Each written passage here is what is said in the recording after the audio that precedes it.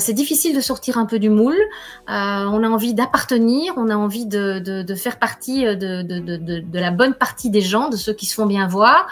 Et c'est pas si évident de prendre son propre chemin, d'aller à rebrousse-poil. C'est pas si évident. On a beau dire je m'en fous des autres, je pense qu'au fond de nous-mêmes, on s'en fout pas du tout en fait. Personne.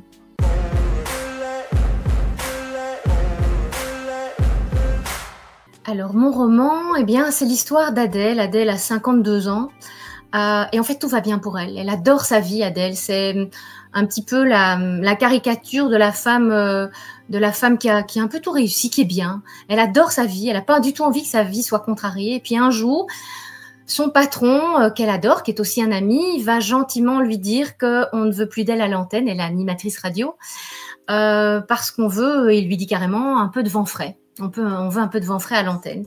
Et du coup, elle se sent mise sur une voie de garage. Enfin non, elle se sent pas mise, elle est mise sur une voie de garage, très clairement. Et à ce moment-là, il y a tous les dominos qui tombent. Tout à coup, elle réalise qu'en fait, la vie qu'elle a toujours menée jusque-là, eh bien, il va y avoir des vides, il va y avoir des changements. Elle se rend compte qu'effectivement, eh bien, les enfants quittent le nid. Elle a 2 grands-enfants et du coup, tout à coup, elle réalise que où est son utilité en fait, où est son sens de la vie. Et elle se posera sans doute la question que je me suis posée tout à l'heure pour répondre à ta propre question, Thibaut, c'est-à-dire qu'est-ce que j'ai fait en toute liberté, au moins qu'est-ce que je veux vraiment faire dans ma vie. En fait, un jour, son compagnon lui dit mais qu'est-ce que tu veux vraiment à la fin? Et elle se dit mais en fait, je ne sais pas. J'ai du mal à répondre à cette question. Et du coup, eh bien, un jour, elle va prendre l'avion sans son mari. Son mari est toujours en retard, ça l'énerve prodigieusement, mais elle s'y faisait jusque-là. Et là, elle se dit, bah, tant pis, je vais prendre l'avion sans lui. Je l'attends pas. Elle prend l'avion et elle se retrouve dans l'avion à côté de Jeanne. Jeanne qui a 80 ans et qui est une femme assez exceptionnelle, féministe jusqu'au bout des doigts, beaucoup plus féministe qu'Adèle. Et elle va l'inviter à venir marcher avec elle sur les chemins de Saint-Jacques. Et en fait, Adèle va dire oui. Et là, elle va rencontrer aussi Emma, qui est le 3e personnage féminin, qui a 30 ans, qui est prof de philo, qui est en recherche d'elle-même. En fait, on peut pas dire ça autrement. Et elles vont cheminer à 3 aussi avec, parce qu'il y a quand même de la présence masculine hein, dans ce bouquin, il faut pas croire. Oui. Elles vont donc cheminer à 3 avec d'autres personnages plutôt en couleur, parce que moi j'ai fait un bout des chemins de Saint-Jacques et on n'y est pas pour rien, en fait, on y va toujours pour quelque chose. Et il va leur arriver certaines petites aventures et en fait ce qui va se passer surtout c'est qu'Adèle va y chercher des réponses et elle va quand même marcher 2 mois et demi avant de trouver certaines réponses. Pourquoi est-ce que tu as voulu écrire ce roman? Eh bien j'ai voulu écrire un roman sur la liberté, ça c'est clair, parce que je me suis posé beaucoup de questions sur la liberté. Et comme j'abordais moi-même ce passage qu'est la cinquantaine, je me suis dit, tiens, pourquoi pas prendre un héros ou une héroïne? J'ai pris une héroïne, mais j'aurais pu prendre un héros. Et essayer de comprendre comment est-ce qu'on peut traiter cette liberté quand on a cet âge-là. Parce que je trouve que c'est un âge, c'est vraiment un âge charnière, la cinquantaine. Je pense que c'est l'ancienne quarantaine, en fait. Avant, on disait la crise de la quarantaine. Je pense que maintenant, on a gagné peut-être grâce à la médecine quelques années. Et c'est peut-être plus des questions qu'on se pose à 50 ans. Et alors, en fait, moi, j'ai ça quand j'écris. Et souvent, parce que je donne aussi des ateliers d'écriture, c'est ce que je dis souvent aux personnes qui suivent mes ateliers. C'est quand on a un sujet de prédilection sur lequel on veut vraiment parler, tout à coup, on a des petites antennes qui sortent et on commence à capter tout ce qui tourne autour de ce sujet. C'est un peu comme si on voulait s'acheter une voiture jaune et que tout à coup, on voyait des voitures jaunes partout. Les concessionnaires n'ont pas commencé à peindre toutes leurs voitures en jaune, c'est juste que nos petites antennes sont sorties et qu'on commence à les voir. Et du coup, moi, j'ai eu plein de flashs comme ça par rapport à la liberté. Et voilà, et c'est parti vraiment de là. Et j'ai trouvé que cette période était vraiment sympa, cette période de la cinquantaine, pour aborder ce sujet, parce que c'est un moment où on se pose vraiment ces questions. C'est un peu comme alors c'est moche de dire ça, un dernier tournant, mais c'est un peu un âge, on se dit, je vis un peu ma dernière jeunesse. Après, je peux encore prendre un grand tournant maintenant. Après, ça va peut-être devenir plus difficile. Je pense que c'est pour ça qu'on se pose des questions à cet âge-là, en fait. Je pense que vieillir est genré. Ça, c'est clair encore aujourd'hui. Alors, je n'irai pas jusqu'à dire que les hommes ne ressentent pas ça ou non pas ça. Je pense qu'il y a des hommes qui se font aussi mettre sur des voies de garage et c'est pas drôle pour eux. On leur dit aussi, écoute là, t'es un peu has-been, c'est plus pour toi. Et on le dit pas toujours avec beaucoup de délicatesse. Mais je pense que ça reste tout de même genré. Oui, effectivement, on va aussi beaucoup confondre chez nous. Je crois que c'est très sociétal. On va confondre la jeunesse et la beauté. Donc pour être beau, alors beau, ça ne veut pas dire que physiquement, hein, beau à l'intérieur comme à l'extérieur. Aujourd'hui, on doit être jeune. En tout cas, c'est pas ce qu'on dit, mais c'est ce qu'on nous montre.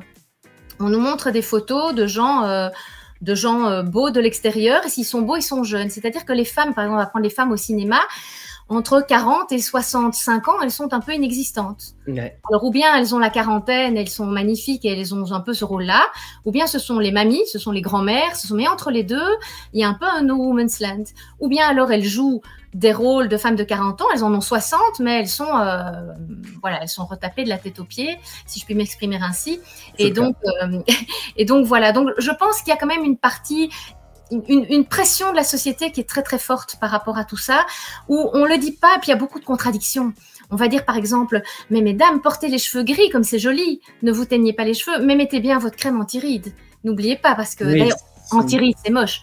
Ma grand-mère, elle appelait ça une crème de beauté. Je trouve ça joli, moi, une crème de beauté. Oui. Aujourd'hui, on dit une crème anti-âge. C'est affreux. Non, l'âge, il est là. L'âge, il est là. De toute façon, on ne peut pas lutter contre lui. C'est quoi la liberté? C'est quoi être libre, Isabelle? Alors, c'est très compliqué parce que je pense que dès qu'on vient au monde, on ne l'est déjà plus. Je veux dire, on ne peut pas agir en toute liberté. Fatalement, y a déjà cet adage qui dit que notre liberté s'arrête quand celle de l'autre commence, et donc celle de l'autre commence parfois très près de la nôtre. Donc c'est parfois un peu compliqué. Quand on vit en société, c'est pas possible. Si on veut être pleinement libre, on doit vivre seul sur une île déserte, et encore. Je veux dire, on ne ferait pas ce qu'on veut tout le temps. Il faut se nourrir, il faut faire des choses qui nous plaisent pas forcément. Donc c'est très compliqué de définir la liberté. C'est peut-être ce qu'on fait vraiment avec joie, sans être poussé dans le dos par d'autres personnes, ou par ce qu'on croit être bien, ou par ce que je disais tout à l'heure, c'est-à-dire des loyautés. Les loyautés, elles peuvent être très pernicieuses parce qu'elles sont souvent inconscientes. Et donc, parfois, on fait des choses et on peut se mettre une pression soi-même, en fait. Et puis, quand on gratte un peu, on se dit, tiens, cette pression, pourquoi je me la mets? Je me la mets parce qu'en fait, j'ai été éduquée de telle et telle façon et je pense que c'est bien de faire comme ça. Mais est-ce que je pense réellement que c'est bien, ou est-ce qu'on m'a tellement inculqué que c'était bien que j'ai fini par m'en persuader moi-même? Donc, c'est très complexe. Ce que je pense, c'est qu'à un moment, pour savoir ce qu'on veut vraiment et agir en toute liberté, s'isoler est une bonne chose. Alors, s'isoler, ça ne veut pas dire être complètement seul, mais ça veut dire se sortir de son monde habituel. D'ailleurs, Adèle, elle le dit, elle dit, j'ai besoin de sortir de ma tribu pour voir qui je suis sans elle. Parce que on se définit par ce qui nous entoure et par ceux qu'on aime aussi et ceux qui nous aiment. Et donc, parfois, devoir de temps en temps prendre un peu d'air frais par rapport à ceux qu'on aime le plus, c'est à la fois terriblement déchirant et inconfortable, mais parfois, ça nous permet de retrouver en fait les bases de ce qu'on est vraiment. Je pense qu'on retrouve un naturel quand on s'isole. À 25 ans, avec mon compagnon, qui est mon mari aujourd'hui, mon compagnon de l'époque, on a fait un tour du monde. Donc, on a tout lâché. Et on est parti pendant 9 mois, sac à dos, en temps. Bon, à l'époque, il n'y avait pas ni GSM, ni Internet. Je vous parle je suis une boomer, donc d'un autre temps. Et en fait, très vite, le naturel est revenu au galop. C'est-à-dire que très vite, moi, j'ai commencé à écrire. C'est venu tout seul. On ne s'est pas posé de questions. Et très vite, mon compagnon, il a commencé à tenir la bourse, les comptes. Il est directeur financier. Le naturel est revenu au galop, mais tout de suite. Et très vite, on est reparti sur ce qui nous caractérisait vraiment, sans tenir compte des autres, d'autant plus que, comme je le disais, on était complètement coupé du monde, puisqu'on ne savait appeler personne, on ne pouvait envoyer aucune photo, recevoir aucun message, puisque c'était évidemment une autre époque. Donc je pense que s'isoler parfois, un temps, je ne dis pas tout claquer, partir et ne pas revenir, mais s'isoler un temps peut être quelque chose de très bénéfique pour aller rechercher en fait ce qui vibre au fond de nous, si on a l'impression en tout cas qu'on l'a perdu. Pourquoi marcher? Est-ce que marcher, ça délie les langues? Est-ce que marcher, c'est justement une question de partager la même chose au même moment sur un chemin? Pourquoi? Alors, l'histoire du voile, parce que c'est vrai que Emma, en fait, c'est une jeune femme qui a été adoptée, tout bébé, elle est d'origine ougandaise, elle est prof de philo, c'est une nana super ouverte d'esprit. Et elle va quand même décider de porter le voile. Pourquoi elle va porter le voile? C'est parce qu'à un moment donné, elle va se sentir perdue. Elle va perdre une élève qui se suicide parce qu'elle s'est mise elle a fait un pari idiot. Elle s'est retrouvée toute nue sur les réseaux sociaux et elle l'a pas évidemment supporté puisqu'elle était seule à faire ce pari alors qu'elles étaient 3 à vouloir le faire. Et donc elle se suicide et elle se dit à un moment donné Voilà, moi, Emma, je ne supporte plus ce monde. C'est plus un monde dans lequel j'ai envie d'être. Alors, souvent, ce qu'on a aussi, quand on ne supporte plus quelque chose, on retourne à ses racines. Et c'est ce qu'elle va faire. Elle va retourner au Coran, à ses racines, puisqu'elle est d'origine musulmane, et elle va aller jusqu'à porter le voile. Alors, j'ai beaucoup enquêté là-dessus. C'est l'ancienne rédacteur en chef du magazine Elle qui m'en avait parlé à un moment donné, qui est devenue une amie, Béa Ercolini, qui m'a dit tu as le genre de plume qui pourrait se prêter au jeu de parler du voile. Et moi, je voulais pas faire un livre sur le voile. Je voulais que les gens se posent juste des questions, qui se posent en tout cas plus de questions en fermant le livre qu'en l'ouvrant, et qu'il n'y ait pas de pour ou contre. Et en fait, c'est ce qui est génial quand on écrit un roman, c'est comme il y a des protagonistes et des antagonistes, nous, l'auteur, on ne doit pas choisir si on est pour ou contre. On fait jouer ce jeu par nos personnages, on ne doit pas trancher, on n'est pas forcé de conclure. Le lecteur peut se faire sa propre idée.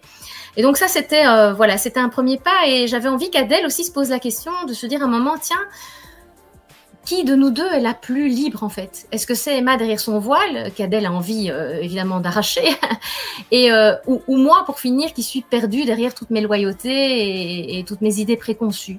Ça, c'est une première chose. Alors pourquoi marcher? C'est parce que quand on marche, on tient son propre rythme, sinon on ne peut pas marcher, en tout cas pas longtemps. Alors moi je l'ai fait, j'ai été marcher il y a 10 ans avec mon fils. Alors j'ai pas fait 2 mois les chemins de Saint-Jacques, j'ai fait ça pendant 10 jours. Et après le 2e jour, j'ai réalisé que mon fils avait non seulement la moitié de mon âge, mais il avait en plus le double de mes jambes. Et que donc quand nous marchions côte à côte, nous avions beaucoup de mal à marcher ensemble. Et donc à un moment donné, je lui ai dit, écoute, marche à ton rythme, on va s'attendre à midi, enfin surtout toi, tu vas m'attendre à midi. Le soir, on va passer plein de moments ensemble, mais quand on marche, on va le faire à notre rythme, parce que moi, je vais trottiner derrière toi, je vais m'essouffler, et toi, tu vas t'ennuyer à m'attendre. C'est extrêmement fatigant, en fait, d'attendre quelqu'un qui marche pas à son pas. Et donc, on va marcher à notre rythme. Et j'ai compris là quelque chose, parce que je trouve qu'entre la marche et la vraie vie, il y a beaucoup de synergie, il y a beaucoup de signes, et en fait, je me suis rendu compte qu'on pouvait à la fois vivre ensemble et marcher à son propre rythme. Et ça, c'est quelque chose de fondamental que la marche m'a montré. Et qui est aussi formidable si vous voulez bêtement vous balader une demi-heure dans les bois. Parfois, aller se balader tout seul, c'est génial. Ouais. Parce qu'on marche à son rythme, on écoute des choses qu'on n'écouterait pas si on papote avec son copain de marche. Et voilà, j'ai trouvé ça dingue. Au début de sa marche, en fait, Adèle va trébucher. Parce qu'en fait, elle essaye de nouveau de faire bien. Elle essaye de marcher à un pas qui est bien, de porter son sac comme il faut, de faire tout ce qu'il faut comme il faut. Et en fait, elle se casse la figure, tout simplement. C'est à partir du moment où elle comprend qu'elle doit marcher à son propre rythme que tout commence à se passer bien et qu'elle commence à trouver ça agréable. Sur le chemin, les gens qui se croisaient, d'abord, ils n'ont pas d'âge. Et ça, j'ai trouvé ça formidable. Je l'ai senti moi aussi. Ils n'ont pas d'âge. On s'en fout de l'âge, en fait. Quand on marche ensemble, on s'en fout complètement de l'âge qu'on a. Du coup, on s'en fout du coup, on se débarrasse déjà de pas mal de préjugés. Je pense qu'on peut... Je pense que notre monde aujourd'hui manque de débat. Je pense que notre monde manque de nuances. Et que du coup, oui, tout est blanc ou noir, donc tout est dans l'excès. C'est ce qu'on vit en politique aussi aujourd'hui. C'est très binaire. C'est pas pour Et c'est pas pour ça qu'il faut pas de discussion. C'est pas pour ça qu'il faut pas se friter, pour reprendre quelque chose de très belge.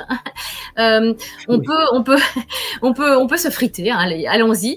On peut se disputer. On peut ne pas être d'accord. On peut aussi être d'accord que l'autre ne soit pas d'accord.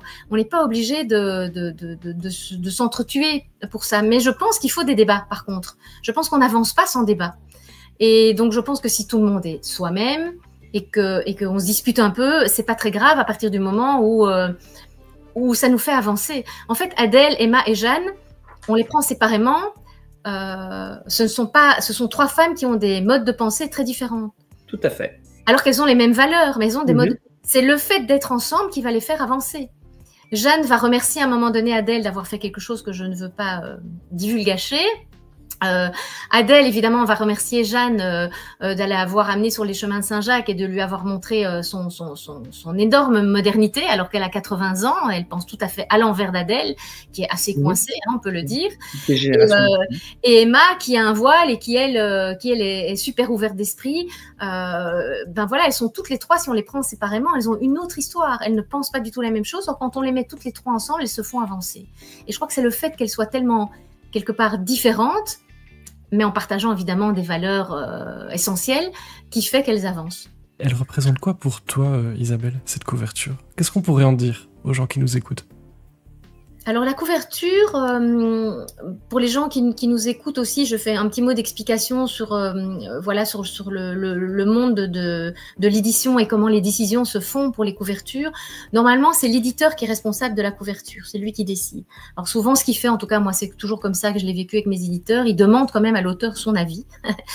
Ici, avec Robert Naoum de chez 180 degrés édition, il m'a dit, écoute, tu me trouves la couverture que tu aimes. Et si c'est OK pour moi, voilà, on fait celle-là. Donc j'ai cherché, je vous avoue que j'ai cherché pendant des jours cette couverture. Parce que je trouve qu'il n'y a rien de plus horrible pour un livre qu'une couverture qui ment sur son contenu. Or, on ne le fait pas toujours exprès, mais ça arrive de voir une couverture, dire « Ah, ça nous parle d'une certaine manière », et puis on regarde le 4e de couverture, OK, bon, et puis on achète le livre et le livre parle d'autre chose. Alors, c'est pas pour ça que le livre ne nous plaît pas, mais on se sent trahi en tant que lecteur parce que la couverture ne traduit pas exactement ce qui va se trouver dans le livre. C'est très compliqué parce qu'en une image, on ne sait pas traduire ce qu'il y a dans le livre. Donc, moi, je voulais qu'il y ait de la liberté. Comme le personnage principal est une femme, je voulais qu'il y ait une femme. Et comment traduire tout ça? Au début, j'étais partie sur des graffitis magnifiques que j'avais vus de femmes qui étaient dessinées sur des murs et dont la chevelure faisait partie de la nature. Pourquoi donc c'était par exemple de la mousse ou de la... Vraiment, c'est magnifique. Les artistes qui font ça, c'est magnifique. Bon, évidemment, il faut aller tailler les arbres, sinon après, ça ressemble plus à rien. Mais c'était vraiment magnifique. Mais voilà, je trouvais pas ce qui me plaisait. Et puis, j'ai été chercher dans des banques d'images. Et puis, je suis tombée sur 3-4 visuels qui ressemblaient à ceux-là. Et je les ai soumis. J'ai dit, voilà, celle-là, c'est ma préférée. Et tout le monde était d'accord chez 180 degrés édition. Et je trouvais que voilà, les papillons qui sortent de la chevelure, ça voulait vraiment dire la liberté. Ça représentait le printemps. Ça présentait aussi le côté positif des choses parce que c'est quand même une couverture très colorée et que ça peut être très noir. Enfin, ce sont quand même des sujets aussi profonds qui sont pas forcément drôles. Et donc, j'avais pas envie qu'on ouvre le truc en se disant encore une énième histoire de nana de 50 ans qui en a ras-le-bol de sa vie. Je voulais pas qu'il y ait ce cliché-là. Non, c'est pas du Isabelle Giordano, hein. Non, pardon, excusez-moi. Et pour accentuer, les papillons, ça veut aussi dire qu'il y a une urgence?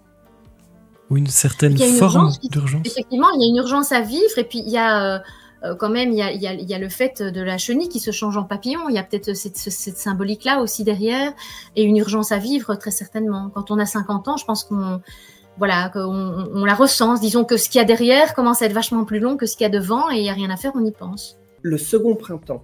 Est-ce que tu peux nous parler de ce titre? Parce qu'il y a un titre un peu japonisant derrière, finalement. Oui, tout à fait. En fait, on parle souvent de l'automne de la vie. Et d'ailleurs, Adèle le dit dès le début. Elle dit, à un moment donné, j'ai regardé l'automne. Moi, j'aime bien cette saison. Puis à un moment donné, j'ai eu l'impression de faire partie du tableau. Puis j'ai l'impression d'être le tableau. Puis j'ai l'impression d'être la tourbe qui faisait partie du tableau. Et ça m'a plus du tout. Il y a un côté négatif aussi quand on parle de l'automne de la vie. On voit l'hiver après. On se voit tout de suite dans un caveau. C'est pas sympathique, on va dire. Donc, je trouvais que le second printemps, comme un premier printemps, il y en a déjà eu un, c'est l'adolescence, la jeunesse en tout cas, de se dire qu'il y avait un second printemps, c'était une renaissance. Et puis en chipotant un peu, ça c'est belge aussi chipoter, non? Oui, je me suis rendu compte qu'en fait, le second printemps, c'était la manière dont les Japonais appelaient la ménopause. Tout à fait. Qui est quand même plus sympa. Ma ménopause, c'est pas très joli déjà comme mot. Les syllabes les unes derrière les autres, je les trouve pas très harmonieux. Pas mal. Et second printemps, c'est assez joli parce que ça dit ce que ça veut dire. En fait, ça parle d'une renaissance, de revivre à un moment donné, de remettre les compteurs à zéro et de pouvoir réimaginer tous les possibles. Et ça, je trouve très chouette et je trouve qu'effectivement, alors le second printemps ici, il se place plus ou moins à la cinquantaine, mais on peut le replacer quand on veut en fait. Il y a toujours le regard des autres. On a beau dire qu'on est, qu'on s'en fout. Je pense que c'est pas vrai d'abord. Je pense qu'il y a le confort aussi. Je pense que c'est compliqué de partir. On peut être très mal. Il est toujours plus confortable d'être mal et de ne rien changer que de changer des choses. Donc partir, c'est quand même faire un choix. Donc c'est faire un abandon. Donc c'est renoncer à certaines choses. C'est quitter des choses et des gens qu'on aime. Donc, c'est pas si facile. Et je pense qu'on a du mal à se faire entendre parfois quand on rentre pas dans un certain moule. Je pense que dans mon livre, Adèle, elle essaye de le dire autour d'elle. Ça ne va pas, je ne vais plus très bien. Et en fait, on l'entend pas, on prend ça comme un caprice. c'est compliqué, mais non, ça passera. On lui dit, mais de quoi tu te plains? Alors qu'elle ne se plaint pas, elle essaie juste de dire ce qu'elle ressent. Et on lui dit, mais tu te rends compte, il y a des gens qui meurent dans les guerres et toi, tu es là avec tes petits problèmes de la cinquantaine. Et du coup, elle, ça ne la console pas du tout. Hein. Ça rajoute du malheur à son malheur qu'on lui dise que les gens vont mal. Et du coup, c'est ça, c'est compliqué. En fait, tout lâcher pour partir, c'est compliqué parce que c'est inconfortable. Et que quelque part, il faut à un moment donné avoir un sacré courage pour se dire je quitte tout ce que j'ai construit, alors peut-être pas ad vitam, mais pour partir quelque part. Je crois pas que c'est difficile de dire ce qu'on ressent. Je pense qu'aujourd'hui, c'est difficile d'être entendu parce que c'est difficile d'écouter. C'est difficile de sortir un peu du moule. On a envie d'appartenir, on a envie de faire partie de la bonne partie des gens, de ceux qui se font bien voir. Et c'est pas si évident de prendre son propre chemin, d'aller à rebrousse-poil. C'est pas si évident. On a beau dire je m'en fous des autres, je pense qu'au fond de nous-mêmes, on s'en fout pas du tout en fait. Personne. Il y a un journaliste qui est devenu un grand ami à moi aujourd'hui. On se connaît maintenant depuis 25 ans, qui m'a dit écrire, c'est vivre. Et comme j'étais à mes tout débuts, je n'étais pas sûre de bien comprendre ce qu'il voulait me dire. Maintenant, j'ai bien compris. Et pour moi, c'est vraiment ça. En fait, tout ce qui m'inspire vient du monde qui m'entoure. En fait, à un moment donné, j'ai un sujet sur lequel j'ai envie de parler. Et puis, comme je disais tout à l'heure, mes petites antennes s'ouvrent sur le sujet. Je commence à aspirer effectivement tout ce qu'il y a autour de ce sujet. Et puis, je le transforme, et puis je le fais mien, et puis j'essaie de le transformer encore pour qu'il devienne le sujet des lecteurs, parce que ça, je suis certaine aussi, c'est qu'une fois que le livre est entre les mains des lecteurs, ce n'est plus le livre de celui qui l'a écrit. Ce livre, Le Second Printemps, c'est aussi un livre pour les hommes, finalement. Hein, on parle beaucoup de femmes, mais c'est aussi un livre pour les hommes. Les premières personnes à plébisciter mon livre étaient des hommes, et c'était des journalistes, parce que c'était les journalistes de la RTB lors de la foire du livre de Bruxelles, et j'étais très étonnée, parce que je me suis dit, bon, est-ce qu'ils vont pas voir ça justement comme un livre destiné aux femmes, et que du coup ils vont se dire, ben non, moi je lis pas ça. En fait, ça n'a pas du tout été le cas, donc ça a été plutôt très sympathique. Je pense que les hommes et les femmes ont une autre lecture du livre. Ils le lisent à un autre niveau. Et donc les critiques ont été en général assimilées. C'est pas parce que le héros est une héroïne que c'est un livre pour les femmes. Voilà. Oui, alors, il y a beaucoup de femmes aussi qui ont été attirées par la couverture et par le sujet, voilà, et qui disent c'est un livre à faire glisser sur la table de nuit. Voilà, pour que quand on l'achète et qu'on est une femme, on le fasse lire par son compagnon. Parce qu'il y a aussi des hommes qui m'ont dit aussi, voilà, moi j'ai appris plein de choses aussi sur comment se sentait une femme à cet âge-là. On se met vraiment dans sa peau et en tant qu'homme, on peut le comprendre nous aussi. Et donc ça m'a fait plaisir parce que du coup, voilà, les personnages sont moins genrés qu'ils n'y paraissent en fait. Tout à fait. Alors, voilà, je ne sais pas ce que toi t'en penses pour finir, Thibaut, parce que toi tu es un homme et tu l'as lu, donc. Justement, c'est compliqué de te dire ce qu'une femme aurait ressenti parce que je n'en suis pas une. Oui. Mais moi, je trouve honnêtement, c'est un livre très universel. Je pense que tu le donnes à des personnes qui ont 30 ans, des personnes qui ont 50 ans et des personnes qui ont 80 ans. Ce livre parlera à tout le monde et c'est un livre qui, à la fin, quand on le referme, on se sent bien. C'est tellement important de lire, ça se perd. Moi, je vais beaucoup dans les écoles, je vois de moins en moins de jeunes qui lisent. Ça me fout les boules. Voilà, je peux le dire carrément, ça me fout les boules. Donc, je pense que là, en tant que parents, on est aussi responsable pour... Voilà. Du belge, et mais aussi lire tout simplement, peu importe quelque part, mais avoir un livre entre les mains, pouvoir encore lire un texte circonstancié, pouvoir s'exprimer avec des mots, pouvoir lire des mots qui ne sont pas que faire, être et avoir. C'est important parce que quand on n'a plus les mots, on n'a plus que les points. Et si on en arrive à ça, ça devient vraiment grave, quoi. Et je pense que c'est parfois un petit peu ce qu'on est occupé à vivre. Alors, je suis très optimiste, je suis pas quelqu'un de pessimiste du tout. Quand j'ai les jeunes qui me disent « Ah, mais vous, boomer, vous avez vu le monde que vous nous avez laissé ?» Je leur dis « Oh, les gars, faut se bouger le cul de son fauteuil et le monde, il vous appartient, c'est à vous à le changer pour demain. » Mais quelque part, voilà, si on le change avec les points, ça peut vraiment être problématique. Et voilà, ce qui nous entoure aujourd'hui, c'est pas très, très joli quand même. Et je crois que les mots sont quand même quelque chose de très important. La communication, c'est la base de tout. Et si on n'a pas les mots, le bon mot, précis pour dire les choses. Parfois, on peut être mal compris et ça peut arriver à des quiproquos qui sont terriblement dangereux.